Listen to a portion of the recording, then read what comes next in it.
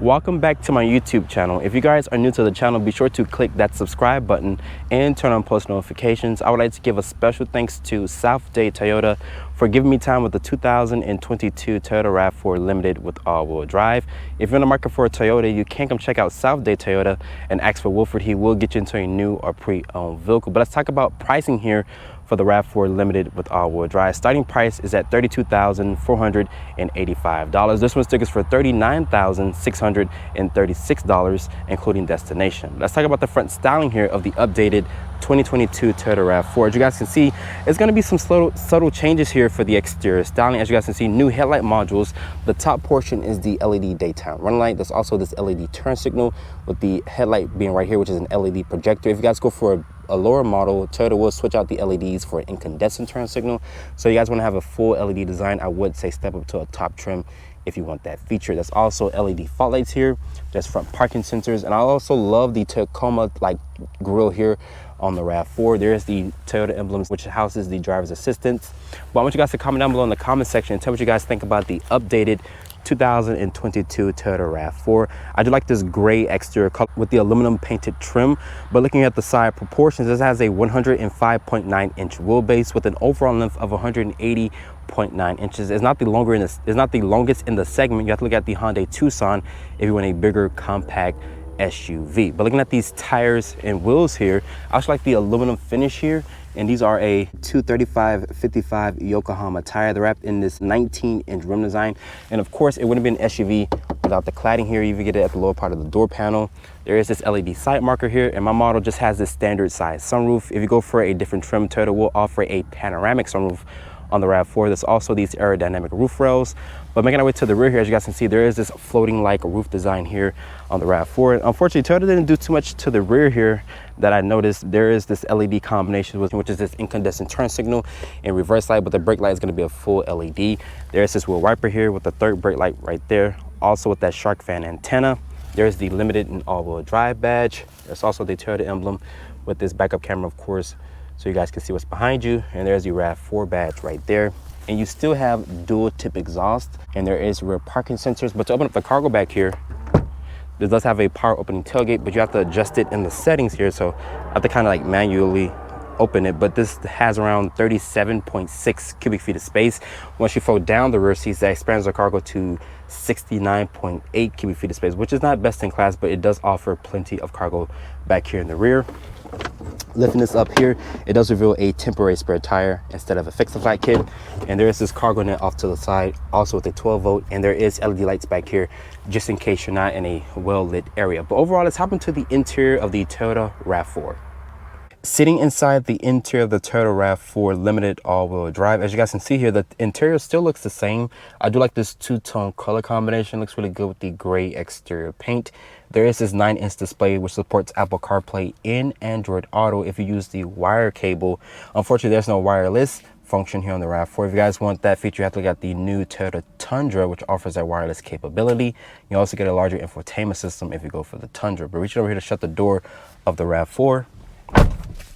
And to start up the vehicle, just put your foot on the brake and press the start stop button down here. Let's talk about the door panel materials very quickly here. It's gonna be a nice soft touch material, very nice stitching here on the door panel. There is this aluminum painted door handle. There's two press memory seats. It is automatic up, automatic down for windows. There's your lock controls and mirror adjustment controls here. And my model also has the JBL sound system, which sounds pretty good. Additional storage and cup holder space. There's your dimmer switch, automatic high beam switch. That's for the rear wiper. There's also a heated steering wheel function, and there's the trunk release button there. Additional storage space is here. And this is a manual tilt and telescoping wheel. I'm surprised that Toyota didn't put a power operating steering wheel here on the Limited model. There's the headlight and turn signal stock there, with the wind wiper stock right there. Nice high quality leather and stitching here. On the steering wheel, there's the airbag cover. Over here is for your driver's assistance, which has forward collision warning, lane keeping assist with adaptive cruise control. Over here, this is how you customize this 7-inch display via this pad. You can show you different stuff like your radio source, also your trip computer, your lane keeping assist and whatnot. So you can customize this digital display here front and center, but you still have some analog gauges on the side. There's a volume with the voice control. The steering wheel definitely needs a update. It reminds me of the Camry steering wheel. And my model does not have a heads-up display. There is a soft touch ejection molded plastic.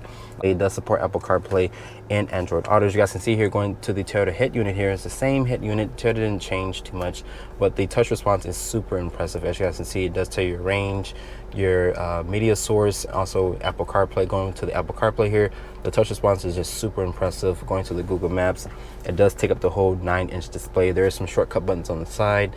There's a volume and tune knob. The air vents are here.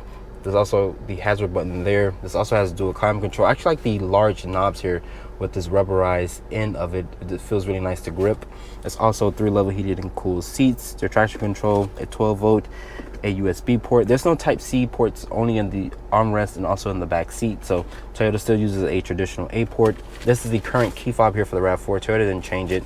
As you guys can see, it does have RAV4 back at the key fob with the Toyota emblem. There's a lock, unlock, also a trunk release and a panic button. There's electronic parking brake, auto hold, as eco mode, normal, sport, mud and sand mode, as a rock and dirt mode, and you press in for normal. There's a snow mode here, also with hill descent. Putting the vehicle into reverse, it does reveal a backup camera, of course. There's also a wide angle. This also has a rear cross traffic alert with trajectory and distance markers. There's a sport mode in the transmission. This houses the 8-speed automatic transmission. Also, there's 2 cup holders here. It fits my bottle of water just fine. The seats in here, they're the same seats off the Camry, so they're very supportive and comfortable. Above me, there's just a standard size sunroof. You guys can go for a panoramic sunroof option if you would like. The lighting in the cabin is going to be an LED. It used to be an incandescent, but Toyota switched it out for an LED. The materials on the dash are really nice to touch. There's also some storage space here, just like on the Toyota Highlander, so you can put your phone or wallet, whatever materials you would like to put here, you can definitely do that. Looking at the glove compartment, it does offer a large storage in there. The center armrest here is going to be nice and padded. There's also nice stitching. Open it up, it does reveal this removable tray, and this is the plastic for the car, so that lets you know that there's a lot of storage space in there. Also with the Type A port and a Type C port in there. Overall, I'm very impressed with the RAV4's interior, but like I mentioned, Toyota didn't change anything in the interior besides the lighting, and I think they do offer some new color combinations, if I'm not mistaken. But overall, let's hop into the back seat of the RAV4. Getting into the back seat here of the Toyota RAV4, as you guys can see, my model does have this nice gray exterior color. It is complemented by this 2-tone color combination in the interior. But looking down here, Toyota says you get around 37.8 inches of legroom. It's not best in class. If you guys want best in class, you have to look at the Hyundai Tucson or the Honda CR-V. But there is plenty of space back here in the RAV4. Also have plenty of space underneath the driver's seat, as you guys can see, for the foot space.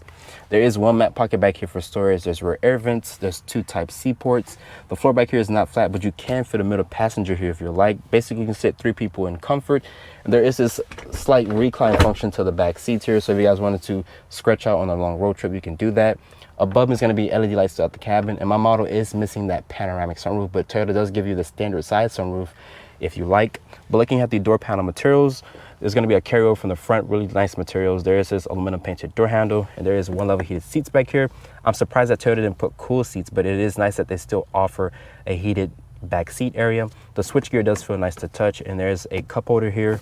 But putting this armrest down here, it does reveal 2 cup holders. But overall, the back seat of the RAV4 does feel very spacious. Let's talk about the powertrain specs here for the Toyota RAV4. This uses Toyota's 2.5 liter 4-cylinder.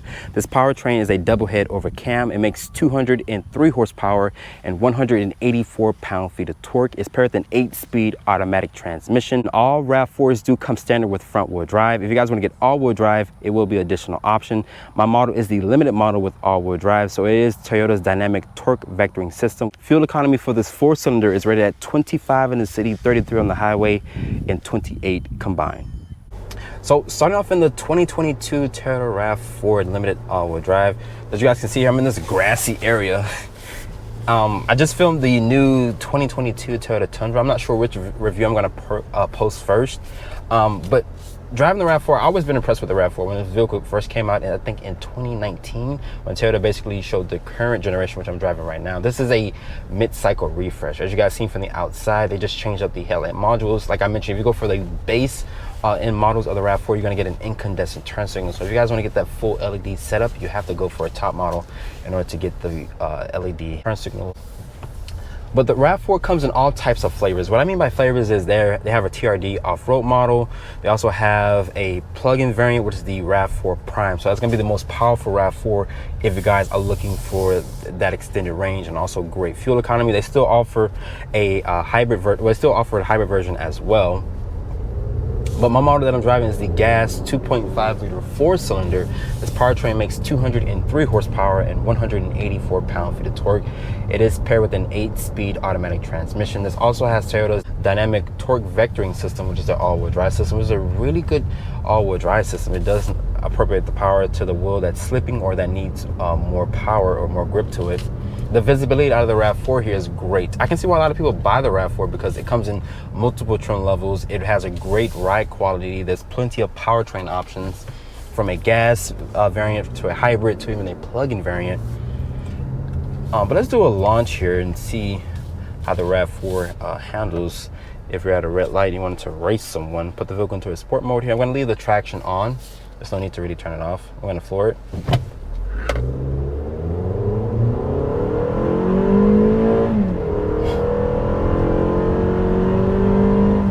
I think Toyota says 0 to 60 maybe 7.5 seconds, which is not bad. Pretty good 0 to 60 time. If you guys are wondering what the actual 0 to 60 time is, I think Toyota says around 7.5 seconds. But most people won't be pushing their RAV4 like that. That's why you buy the Prime, because it makes over 302 horsepower. But the ride quality of the RAV4 is a really good choice. Like I mentioned, I see why a lot of people buy it. The seat comfort in here is very supportive. There's 3-level heated and cooled seats. Some other competitors don't even offer cooled seats. But just driving here, like I mentioned, great suspension. The cabin's even quiet. Let's talk about the driver's assistance here. This also has forward collision warning with emergency braking, adaptive cruise control, lane keeping assist, blind spot monitoring. So like I mentioned, Toyota, they just refreshed the RAV4. Like I mentioned, they did the front end. They didn't mess with the rear that I noticed. And the interior still looks the same. They might offer more color combinations, but they did update the lighting in here, which is going to be the LED. So there's no more incandescent lighting on the RAV4. Maybe if you go for a base model, but I think Toyota just switched all LEDs for even the lower models as well. But yeah, I actually like the RAV4. The RAV4 is a really good choice. I have an auntie that owns a RAV4 and she loves the car. She loves her RAV4. I think she has a 2020 model or 2021. Like I mentioned, the 2022s are just starting to come out. But me personally, I have no complaints. This car drives good. It's good on gas. It's ready to get 25 in the city, 33 on the highway, and 28 combined. If you guys go for a different model of the RAV4, you can get the plug-in variant, which has better fuel economy compared to this. But all RAV4s are going to be really good on gas. They're good with the powertrain reliability. They're fantastic. But this vehicle offers decent tech. It's not the most tech savvy out of the segment. You also have the new Hyundai Tucson, which is completely redesigned for 2022. That offers bigger infotainment system. That also has a plug-in variant as well. But if you guys are looking for one of the top sellers in this segment and you don't want anything else in this segment, I still think the RAV4 is a great competitor to keep the other competitors on their toes. After spending time with the Toyota RAV4, I still think the RAV4 is a great competitor in the compact SUV segment. But I hope you guys have enjoyed this review here. Be sure to follow me on Instagram @DriveOnReviews and hit that subscribe button. And I'll see you all in the next review.